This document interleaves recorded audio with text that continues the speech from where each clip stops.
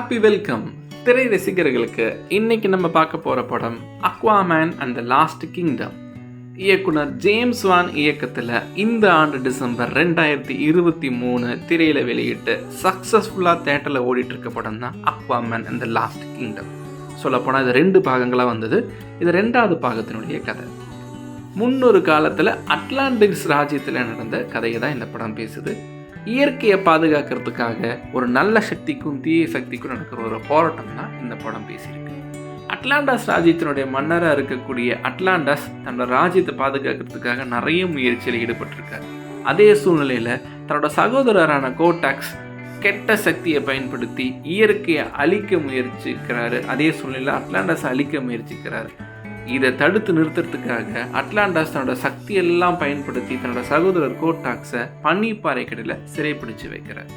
இந்த நிலையில தான் பார்த்தீங்கன்னா முதல் பாகத்தில் பிளாக் மாந்தா இந்த சூழ்நிலையில் கோடாக்ஸோட சக்தி வாய்ந்த பிளாக் ட்ரிடன்ட் அவர் கையில் கிடைக்க இவர் வலிமையான சக்தி வாய்ந்த ஒரு எதிரியாக பலம் பெறுறார்.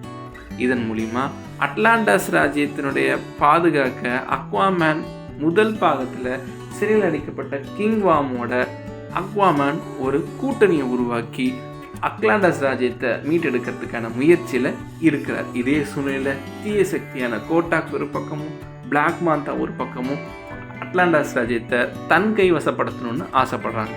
இவங்க 3 பேருக்கும் இருக்கிற மும்முனை போராட்டத்தில் யார் ஜெயிக்கிறாங்க, யார் கையில் அட்லாண்டஸ் ராஜ்யம் போய் சேருது அப்படின்றது தான் இந்த கதையினுடைய மீதி பாகமாக இருக்குது.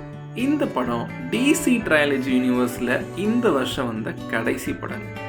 இந்த கதையில் ஏகப்பட்ட மாற்றங்களும் இதனாலே இந்த படம் வெளியிடுறதுக்கு 2 வருஷ கால அவகாசம் எடுத்துக்கிட்டது.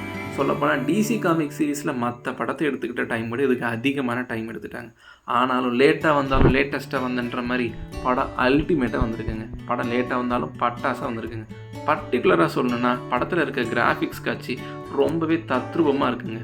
ஆனால் நம்ம எதிர்பார்த்த அளவுக்கு சுவாரஸ்யம் அங்கங்கே இல்லாமல் கொஞ்சம் குறைஞ்சாலும் 3D டெக்னாலஜியில் படத்தினுடைய லைவாக பிக்சரைசேஷன் படம் கொடுத்துருக்காங்க.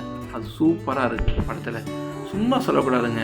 ஜேம்ஸ் வான் குழந்தைங்கள்லேருந்து பெரியவங்க வரணும் எல்லாத்தினுடைய எமோஷன்ஸு, ஃபன்ஸு, சென்டிமெண்ட்ஸு எல்லாத்தையும் இந்த படத்தில் மொத்தமாக கொடுத்து இறக்கியிருக்காருங்க. இதுக்காக இந்த படத்தை நம்ம எல்லோரும் ஒரு தடவை தேட்டரில் போய் ஃபேமிலியோட பார்த்து ஃபன் பண்ணி என்ஜாய் பண்ணணும். நெக்ஸ்ட் மீட்டில் இதே மாதிரி ஒரு நல்ல படத்தினோட ரிவ்யூவோட திரும்பவும் நம்ம மீட் பண்ணுவோம். Until good bye from blue star and team.